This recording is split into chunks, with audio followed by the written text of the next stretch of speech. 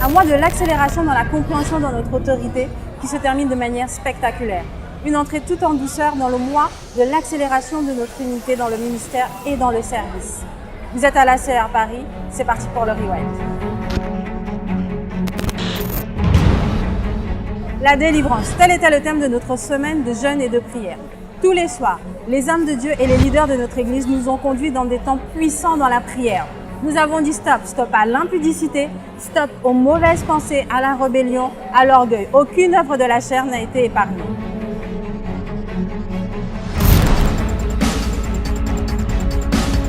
Cette semaine s'est terminée en apogée par une veillée de prière. L'Esprit de Dieu nous a puissamment visités. L'onction prophétique qui réside dans notre ministère s'est manifestée tout au long de la soirée.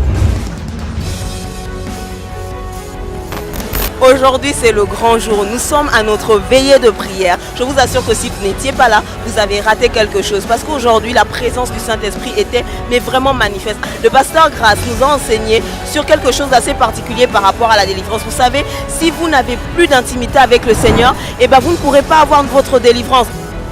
Outre ce moment d'exhortation, nous avons eu des moments de louange, d'exercice du ministère très puissant où le Saint-Esprit s'est vraiment manifesté. Je crois que plusieurs personnes ont reçu leur part pour leur vie, pour leur ministère. Alors cette soirée de veillée est juste extraordinaire. C'est une expérience unique. C'est une expérience très édifiante, que ce soit dans le message, que ce soit dans l'adoration, dans la prière, l'atmosphère quand l'apôtre s'est mis à exercer le ministère, c'était quelque chose que j'avais jamais ressenti auparavant. C'était une expérience incroyable.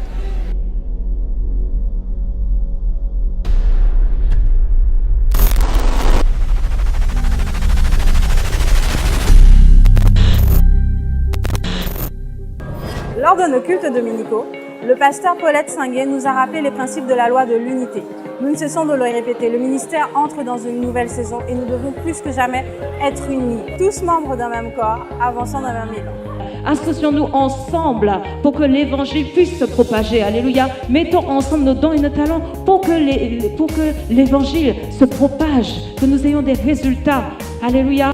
Le pasteur Paulette nous a introduits dans les Écritures pour nous montrer à quel point l'unité avait une force et que même Dieu reconnaissait cette force. Alors si vous aussi, vous voulez connaître le secret de l'unité et savoir utiliser de la bonne manière l'unité selon la parole, venez au culte et venez nous rejoindre. Soyez bénis. Bon dimanche. Comment parler d'unité sans évoquer l'événement du mois d'octobre à la CER? Sortez vos agendas, réservez vos dates. Du 27 au 29 octobre 2017, les ministères ACER vous convient à leur convention annuelle. Brest, Paris, Rennes, Pays de Vilaine, Nantes, Lyon, Vernon, Bruxelles, tous les membres de la famille réunis en un seul et même lieu, l'espace Reuilly, dans le 10e arrondissement à Paris. Nous allons vivre des moments intenses dans la présence de Dieu. L'ensemble des équipes se préparent depuis de nombreux mois afin de faire de cet événement un moment unique et exceptionnel.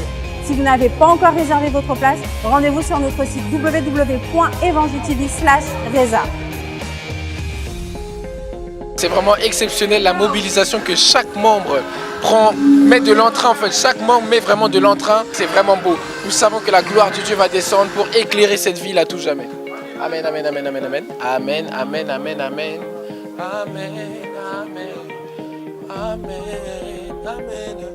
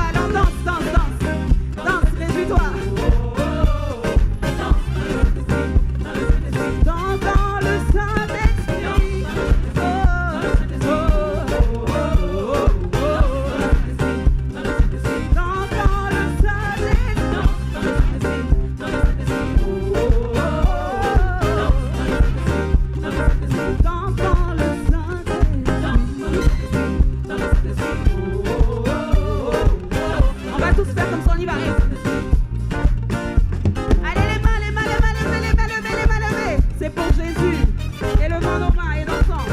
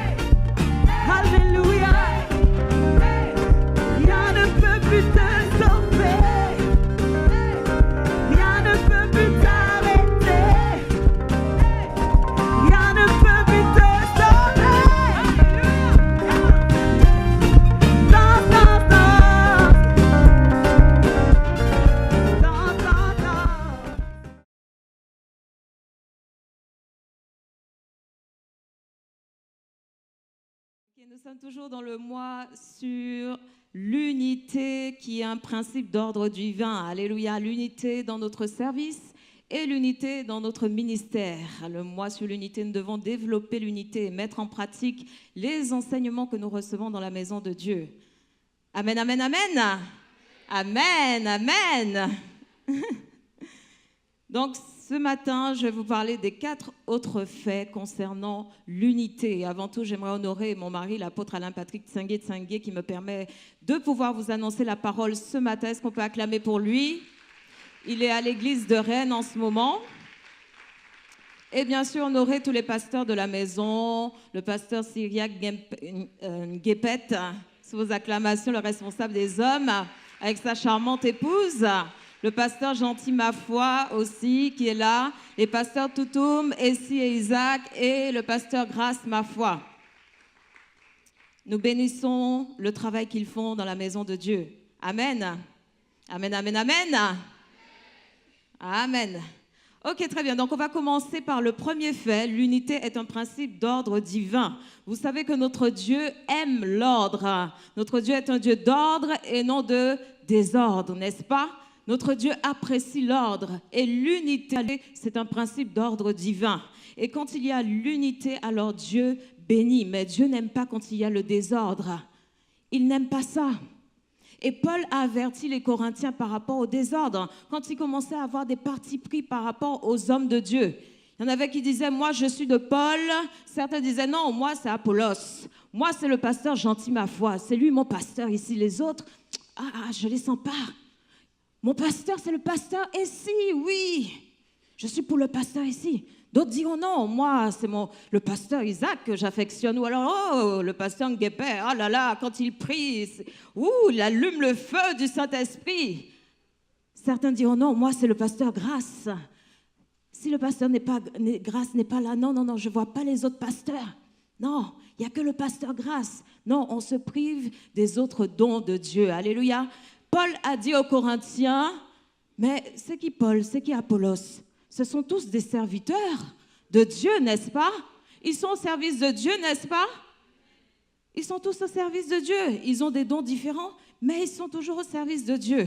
Et c'est dommage de se priver de la grâce de Dieu et de prendre des partis pris. C'est dommage. Même le responsable de GR aussi, c'est un don. Nous sommes tous des dons. Alléluia. Dans le corps de Christ, Dieu a fait des dons et nous ne devons pas nous priver de la grâce de Dieu. Et nous ne devons pas faire des partis pris parce que ça, c'est signe de désordre et c'est charnel, c'est purement charnel.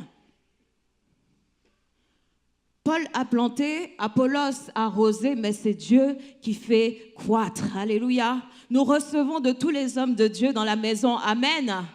Et c'est Dieu qui fait croître. Alléluia. Dieu est un Dieu d'ordre. Et l'unité, quand nous sommes unis, alors ça crée l'ordre. Amen.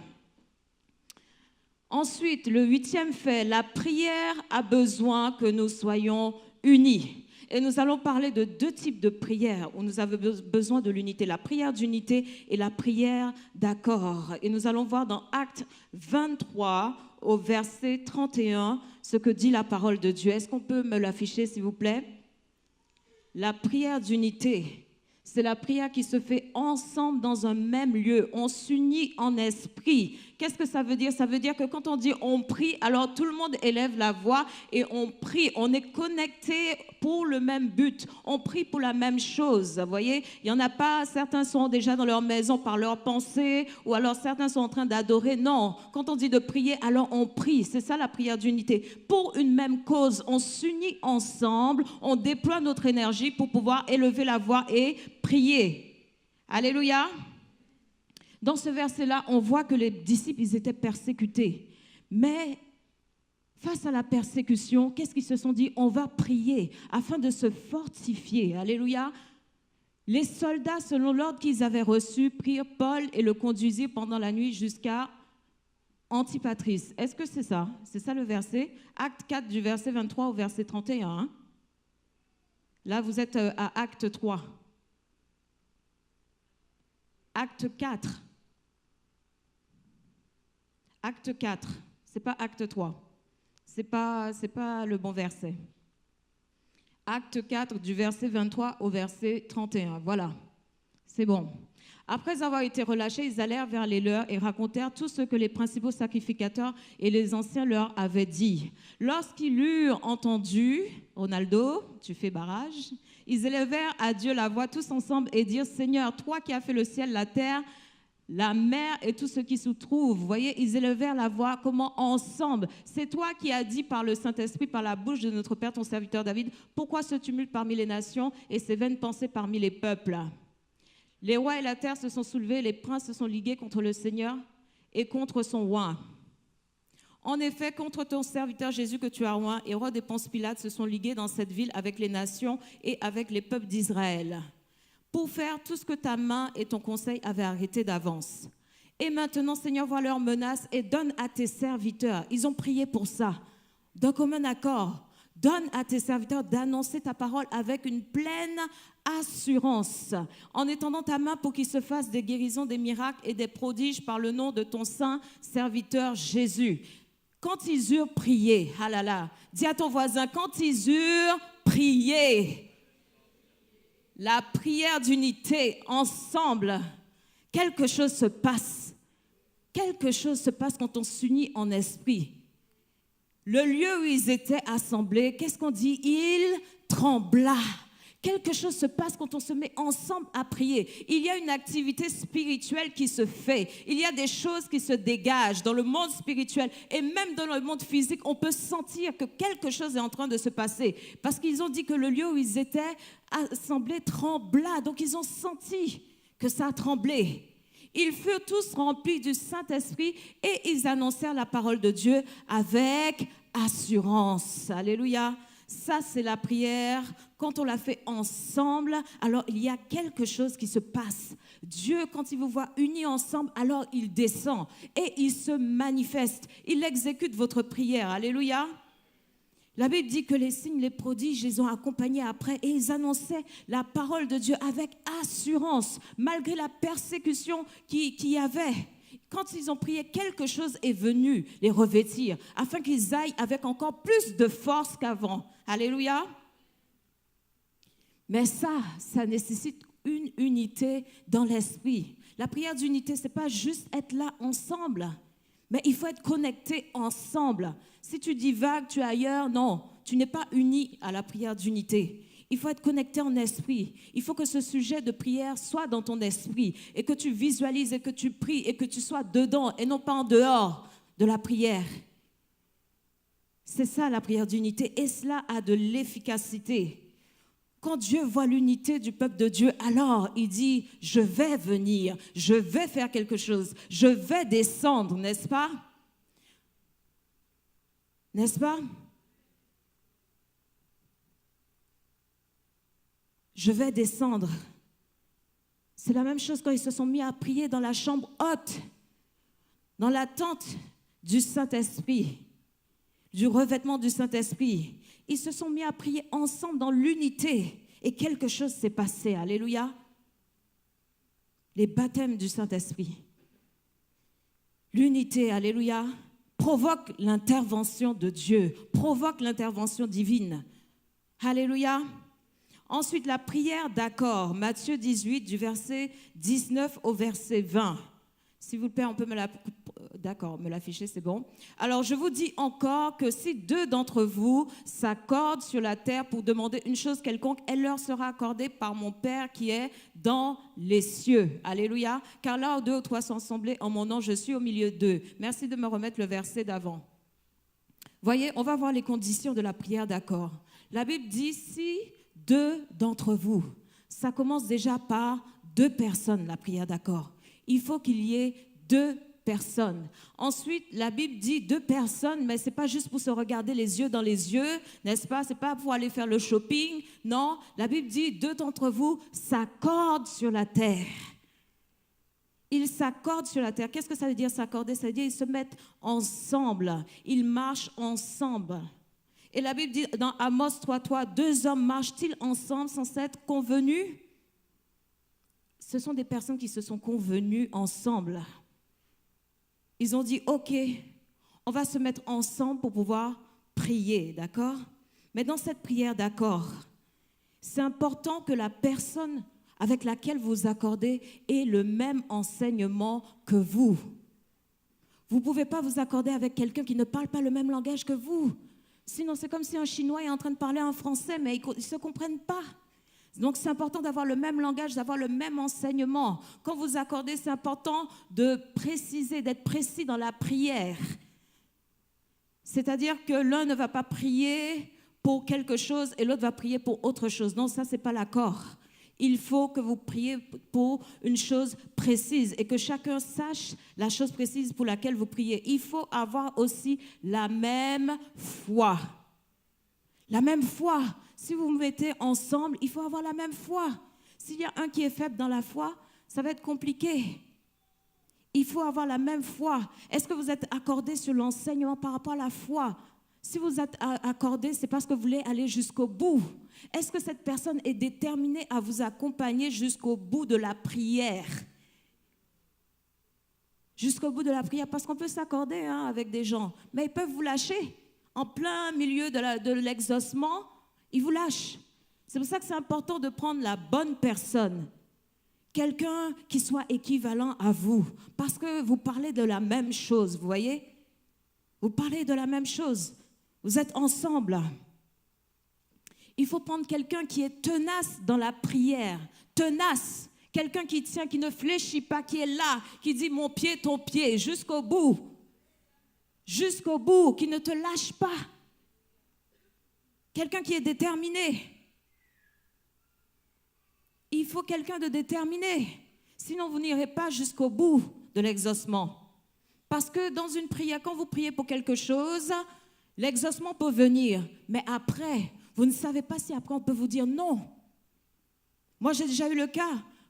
Quand j'ai postulé pour une offre, on m'a dit oui, ok, on vous accepte, on vous prend. Et ensuite, quelques jours après, on m'a dit non. Le poste a été pris par quelqu'un en interne parce que les candidatures internes sont prioritaires par rapport aux candidatures externes. Donc, qu'est-ce que je devais faire?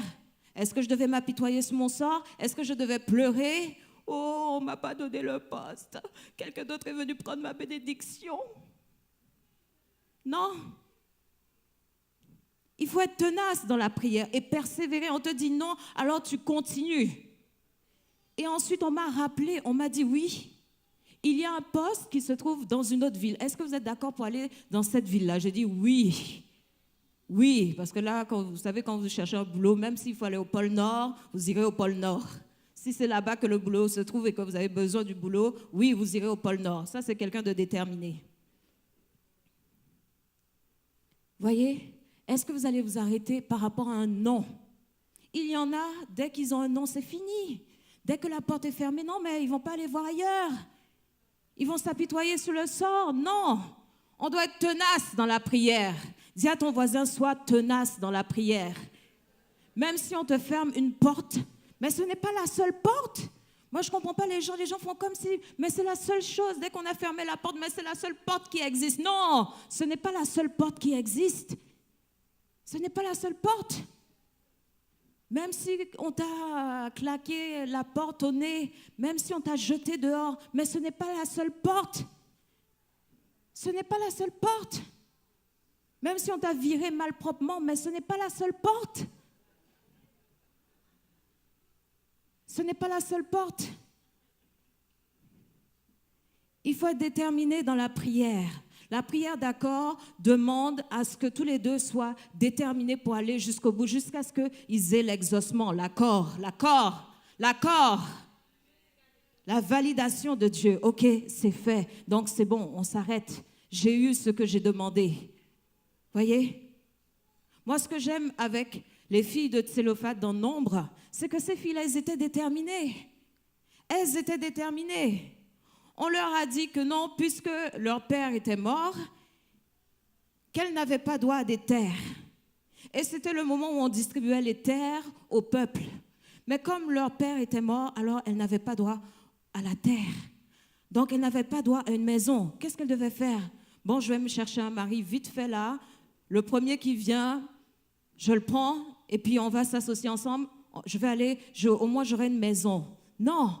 Elles ont été plaider leur cause devant Moïse, le chef du peuple. Elles ont dit, comment se fait-il que nous ne pouvons pas avoir de terre parce que notre père est mort? Ce n'est pas juste. Qu'est-ce que Moïse a fait? Moïse a été consulter Dieu. Et ensuite, Dieu a dit, oui, Moïse, ces filles-là, elles ont raison. Donne-leur une terre. Ce sont des personnes déterminées. Elles ne se sont pas arrêtées au non. Comme quoi l'édit, il y a eu un édit qui est passé. Et donc, ce n'est pas possible. Ce n'est pas favorable pour elles. Elles ne se sont pas dit non, je m'arrête là. Non. Elles ont été frappées. Parce qu'il y a des moments où il faut frapper. Il y a même des moments où il faut défoncer la porte. Oui. elles ont pris leur courage à deux mains. Elles ont été voir le chef Moïse. Alléluia. Et c'est comme ça que nous devons réagir. En face d'une porte fermée, tu vas, tu persévères, tu pries. Tu pries de toutes tes forces avec ferveur, afin qu'il y ait quelque chose qui se passe, même si ce n'est pas la même porte qui a été fermée qui s'ouvre, mais il y aura une autre porte qui va s'ouvrir au nom puissant de Jésus, parce que tu es déterminé à ce que quelque chose se passe pour toi. Mais si tu n'es pas déterminé, tu vas laisser les choses passer comme ça. Eh oui, il y a différents types de personnalités sur la terre. Il y a différents types de personnes. Il y a des personnes qui s'arrêtent au non, mais il y a des personnes qui dépassent le non et qui fracassent le non afin que le non devienne un oui et afin d'avoir la validation. Voyez? C'est la même chose. Moi, avec la banque me dit non, puisque vous n'êtes pas propriétaire, vous ne pouvez pas acheter. Et dit quoi? Parce qu'il faut être propriétaire pour pouvoir acheter, investir dans le locatif? Mais non, ce n'est pas possible. Moi, je ne peux pas m'arrêter à ça. Moi, j'ai cherché pour voir quelle est une autre possibilité que je peux avoir. Parce qu'il y a des possibilités. Il ne faut pas qu'on vous mente. Ne vous laissez pas mentir par les hommes. Il y a des possibilités. Et j'ai découvert une possibilité grâce à mes recherches parce que j'étais déterminée. Et j'ai vu qu'il y avait un autre moyen pour ne pas passer par la banque, mais tu passes directement par le propriétaire et tu peux acheter, tu deals directement avec lui, sans passer par la banque. Et j'ai emprunté cette voie-là et j'ai eu ma chose, alléluia. J'ai eu mon bien, alléluia. Ensuite, j'ai été revoir encore ma banquière. Je lui ai demandé, vous êtes sûr qu'on ne peut pas acheter, investir dans le locatif parce qu'on n'est pas encore propriétaire? Elle me dit oui. Encore, j'ai été demander un prêt pour autre chose, un autre bien, parce que moi, je ne m'arrête pas à un seul. Je veux plusieurs. Moi, j'ai la vision du Monopoly. Je suis au centre du Monopoly. Je vois les maisons, les terrains, les hôtels, comme ça. Je les vois autour de moi. Oui, ça, c'est ma vision. Monopoly. Pour ceux qui ne connaissent pas le Monopoly, c'est dommage. Bon, c'est un jeu où vous achetez les maisons, les terrains, vous construisez et vous avez beaucoup de pognon. Oui, c'est ça ma vie. Avoir beaucoup de pognon par les biens, oui. Ensuite, j'ai cherché les autres banques. On a cherché. On a trouvé une banque qui était d'accord pour acheter un autre bien. Je suis allée voir la banquière. Je lui ai dit, est-ce que vous pouvez me donner une lettre de refus? Parce qu'apparemment, vous dites que je ne peux pas acheter. Est-ce que je peux avoir la lettre de refus? Elle m'a dit, Madame Tsiangué, vous vous foutez de moi ou quoi? Parce que normalement, bon, c'est comme si parce qu'elle sait très bien que moi, elle m'a déjà dit non. Donc je reviens, je demande la lettre de refus. Elle se dit, non, mais vous moquez de moi. Vous savez très bien que je vous ai dit non et tout. Pourquoi la lettre de refus? Bon, vous savez que, en fait, la lettre de refus, c'est un peu comme une prudence. Parce que si vous avez 3 refus, alors on peut vous rembourser le séquestre. Donc, je me suis dit au cas où, mais quoique j'avais déjà la bonne réponse, mais bon, juste un peu pour aussi la narguer et tout. J'ai dit, est-ce que je peux avoir ma lettre de refus, là, s'il vous plaît, et tout? J'ai dit, parce que moi, j'ai acheté un bien, il y a une banque qui m'a financé et tout. Vous voyez? Là, on vous dit non. Mais il y a un autre endroit où on va vous dire oui. Et vous vous arrêtez là, le non, et vous prenez le non pour argent comptant, cadeau. Non, il faut aller frapper ailleurs. Tu frappes ailleurs, tu auras. Parce que parfois, c'est à la tête du client, les banques. Je suis désolée. Parfois, c'est à la tête du client. Parfois, c'est à la tête du client. Tu n'as pas l'air de quelqu'un qui a beaucoup d'argent et tout. Tu viens, basket, jean, machin, troué. Voilà, on ne te prend pas au sérieux. Mais parfois, c'est vrai, c'est ça. Tu as les possibilités, tu as les moyens, mais on te dit non. Et tu vas ailleurs, on te dit oui. Alors, cherche c'est où le problème. Alléluia. La Bible nous dit encore dans ce verset-là. Il est où le verset? Pourquoi vous l'avez jarté vite fait là? Je n'ai pas fini avec ce verset-là. La Bible dit sur la terre, sur cette terre, si 2 d'entre vous s'accordent sur la terre. Alléluia. Sur la terre, la prière d'accord, il n'y a pas besoin que vous soyez dans le même lieu. Sur la terre, c'est-à-dire que vous pouvez être aux Antilles, en Afrique, vous pouvez vous accorder. n'est-ce pas? Vous pouvez être en Australie, aux États-Unis, vous pouvez vous accorder. Donc, il n'y a pas de distance dans la prière d'accord. Contrairement à la prière d'unité où vous devez être dans le même lieu, unis, et vous priez pour la même chose. Et votre esprit est dirigé ensemble vers la même chose, la même cause. Donc, la prière d'accord, c'est sur la terre. Vous accordez sur cette terre. Ensuite, neuvième point, il y a une force qui se dégage dans l'unité. Il y a une force qui se dégage dans l'unité. Lisons un peu Ecclésiaste 4 du verset 8 à 12.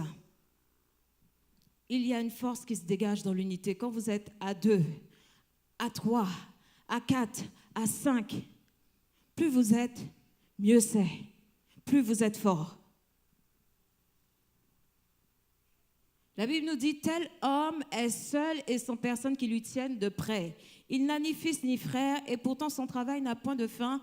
De ses yeux sont jamais rassasiés de richesse. Pour qui donc est-ce que je travaille et que je me prive mon âme de jouissance? C'est encore là une vanité, une chose mauvaise. 2 valent mieux qu'un. Bon, retenez ça parce que tout le début, c'était pas top. 2 valent mieux qu'un parce qu'ils retirent un bon salaire de leur travail. Déjà là, la Bible nous dit que être à 2, c'est mieux que d'être tout seul. Voyez? Parce qu'on tire un bon salaire du travail de chacun. On tire en fait de l'autre. On bénéficie de ce que l'autre a. Voyez?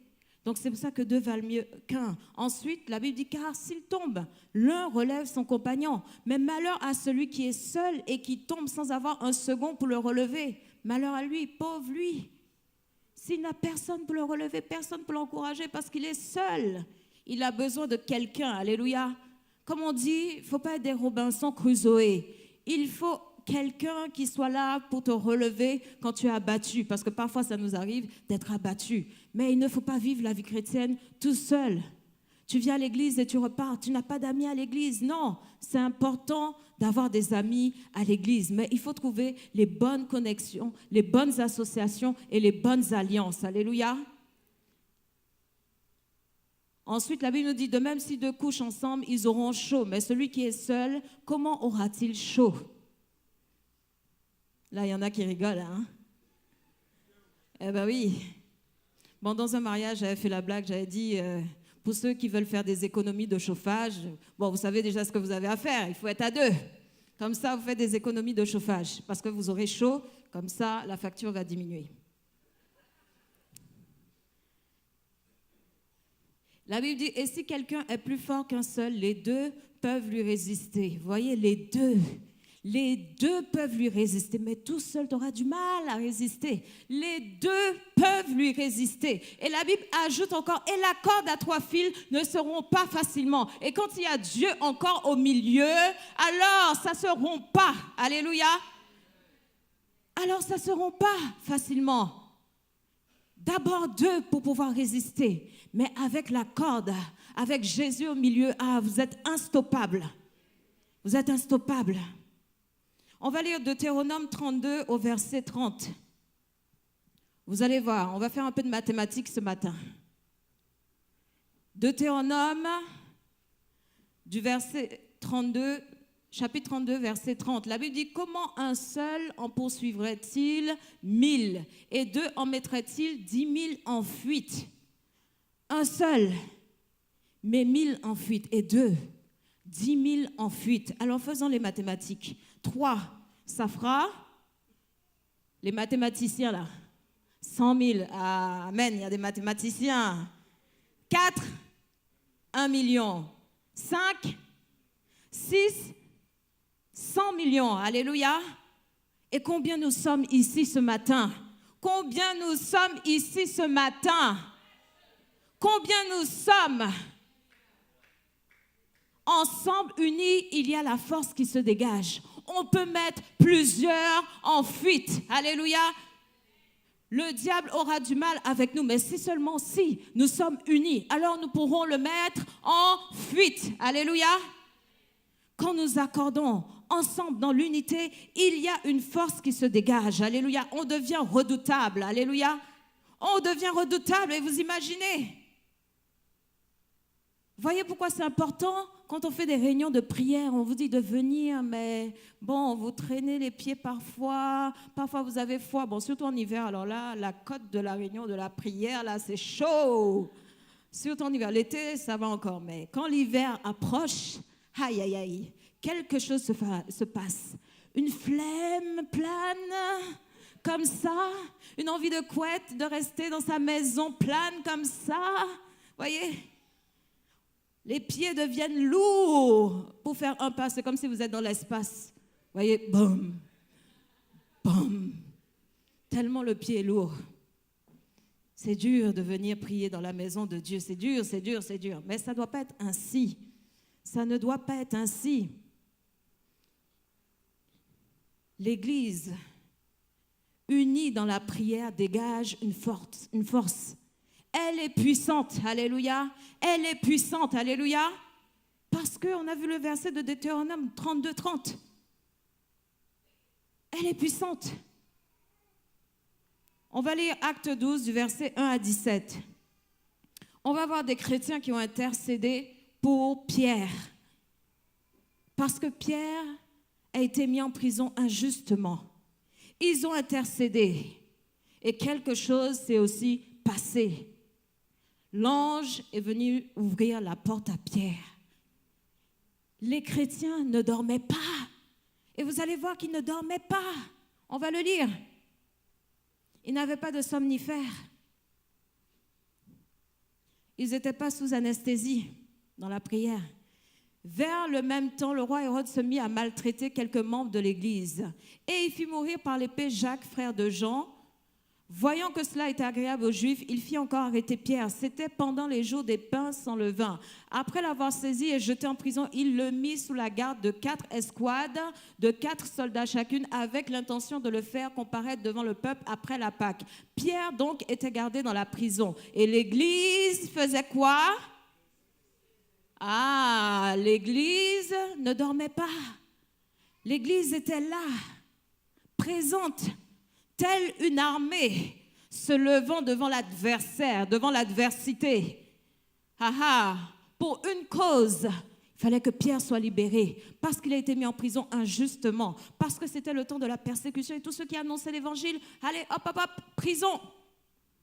Et l'Église ne cessait d'adresser pour lui des prières à Dieu. Il ne cessait d'adresser pour lui des prières à Dieu. Peut-être qu'il y avait un roulement. Il y en avait qui priaient le matin, il y en avait qui priaient l'après-midi, il y en avait qui priaient le soir. Parce que la Bible dit, l'Église ne cessait d'adresser des prières. Ça montait, ça montait, ça montait, ça montait. Il n'y avait pas d'interruption dans la prière, vous voyez? Ça, c'est une Église qui prie, alléluia. Mais si on dit de venir juste le vendredi d'intercession et de prière, je ne dis rien. La nuit qui précéda le jour où Hérode allait le faire comparaître, Pierre, lié de 2 chaînes, dormait entre 2 soldats et des sentinelles devant la porte gardaient la prison. Et voici un ange du Seigneur survint et une lumière brilla dans la maison. L'ange réveilla Pierre en le frappant au côté et le disant « Lève-toi promptement ». Les chaînes tombèrent de ses mains. Alléluia, quelque chose s'est passé parce que l'Église s'est levée et l'Église s'est mise à prier en faveur de Pierre afin qu'il soit libéré. Alléluia, et les chaînes sont tombées pour la délivrance de Pierre.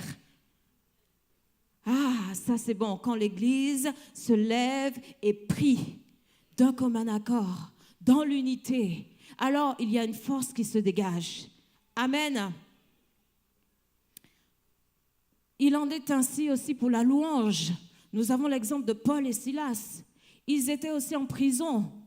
Qu'est-ce qu'ils ont fait? Ils se sont mis à louer Dieu et à prier. Ils ne se sont pas apitoyés sur le sol. Oh, on m'a mis en prison et tout. Non, ils se sont mis à louer et à prier Dieu. Alléluia. Même avec la chaîne aux pieds. Je te loue, je te remercie. Même avec la chaîne aux pieds. Ils louaient. Ça ne les retenait pas dans la louange ni la prière. Ils louaient ensemble. Ils priaient ensemble. Ils étaient à 2 pour pouvoir faire la prière d'unité. Ils se sont accordés pour pouvoir prier et pour sortir de cette situation. C'est la même chose quand nous venons ici Alors nous devons nous abandonner dans la louange.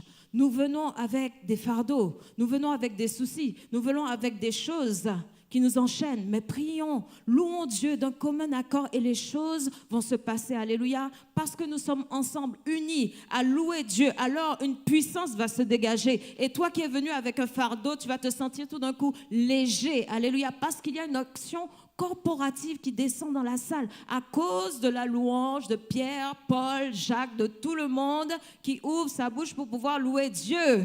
N'est-ce pas? Alors quelque chose se passe. Quelque chose se passe. L'unité dans la louange, l'unité dans la prière.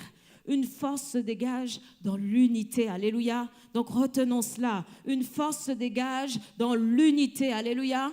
Est-ce que tu peux répéter avec moi? Une force se dégage dans l'unité. Alors, je dois m'unir à mon église. Quand il faut prier, alors je prie. Quand il faut louer Dieu, alors je loue Dieu. Alléluia. Parce qu'ensemble, on accomplit des exploits. Alléluia. Quand on dit on va évangéliser, alors je me débrouille. J'aménage mon agenda et je vais à l'évangélisation. Alléluia. Je m'unis pour aller aussi apporter quelque chose. Une force se dégage dans l'unité. N'est-ce pas? Le dernier point, il est quelle heure? 43. L'unité procure du plaisir. Psaume 133 du verset 1 à 3. Psaume 133 du verset 1 à 3, vous allez voir qu'il y a quelque chose qui se passe. Il y a quelque chose, une grâce qui descend quand on est unis ensemble. Alléluia. Il y a une onction corporative, il y a une huile de joie, il y a quelque chose de bon, alléluia, de plaisant. Cantique des degrés de David, voici, ô qu'il est agréable, qu'il est doux pour des frères de demeurer comment? De demeurer unis. Ensemble. Et qu'est-ce qui se passe? Quand il est agréable qu'on soit dans la maison de l'Éternel, on demeure ensemble, c'est-à-dire qu'il n'y a pas de tracasserie entre nous, il n'y a pas de comment dire ça, de querelle, d'inimitié, vous voyez, quand on est unis ensemble dans le même lieu. C'est comme l'huile précieuse, c'est-à-dire l'huile la meilleure distillation de l'huile, si je puis me permettre. La meilleure huile, elle descend quand on est ensemble, n'est-ce pas?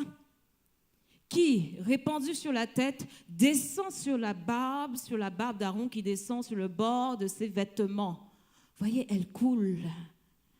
Quand nous sommes unis ensemble dans une assemblée, alors où il y a la communion fraternelle, parce que Dieu n'est pas un Dieu de désordre, n'est-ce pas? N'est-ce pas? Donc, on doit tout faire pour être en accord, pour être en union, pour être bien avec nos frères et sœurs.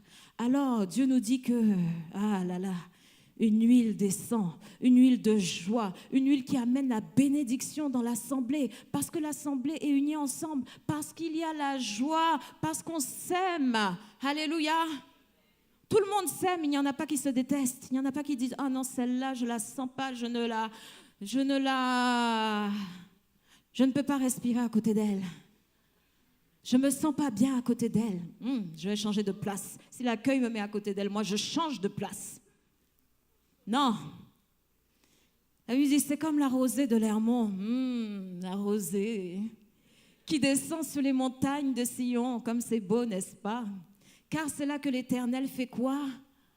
Il envoie la bénédiction. Alléluia.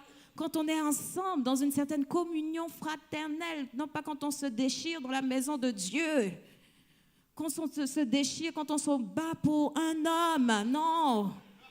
Il y en a d'autres. Parce qu'ils sont en minorité, c'est dommage. Pourquoi leur cœur est si dur? Et les femmes, leur cœur est si moelleux. Car c'est là que l'Éternel envoie la bénédiction, la vie pour l'éternité. Ah là là, c'est une assemblée qui est bénie. Je vous dis, c'est une assemblée qui est béni. Parce qu'il y a de l'ordre, il y a de l'unité, il y a de l'amour fraternel. Oh, je t'aime mon frère, je t'aime ma sœur. Non pas seulement dans la bouche, je t'aime, mais véritablement dans le cœur. Alléluia. Esprit, âme et corps, tout mon être, je t'aime. Voyez? Pas d'hypocrisie. Mais quand il y a toutes ces conditions qui sont réunies, l'Éternel ne peut qu'envoyer la bénédiction. Il ne peut envoyer que la bénédiction. Et même dans une atmosphère comme ça, mais les uns les autres, on s'aide parce qu'on s'aime.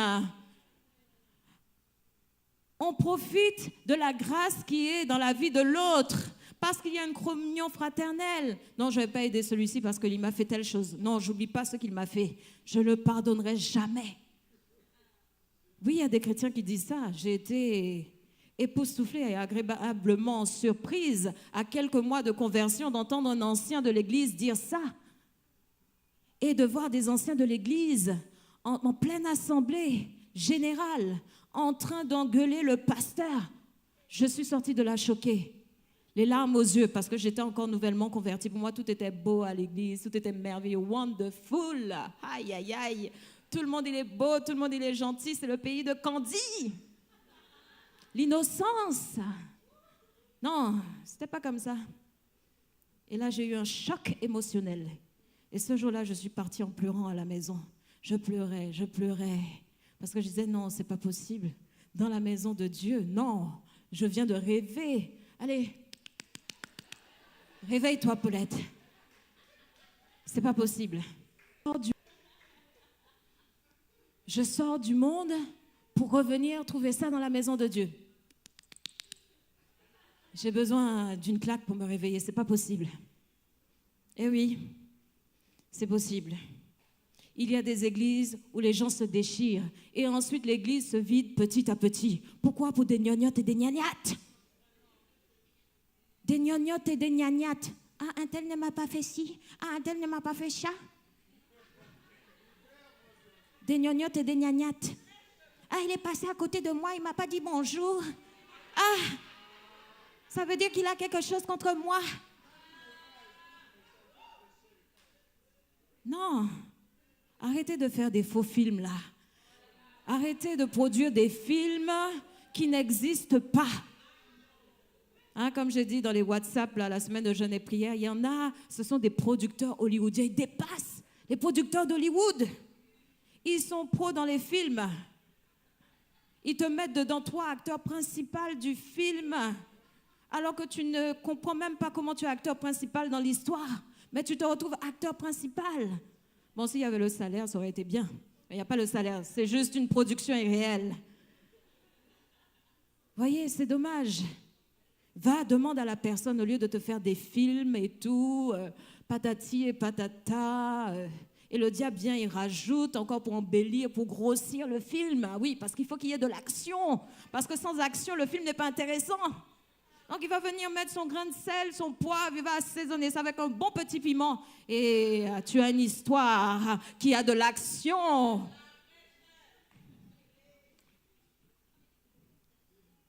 Oui, ça arrive.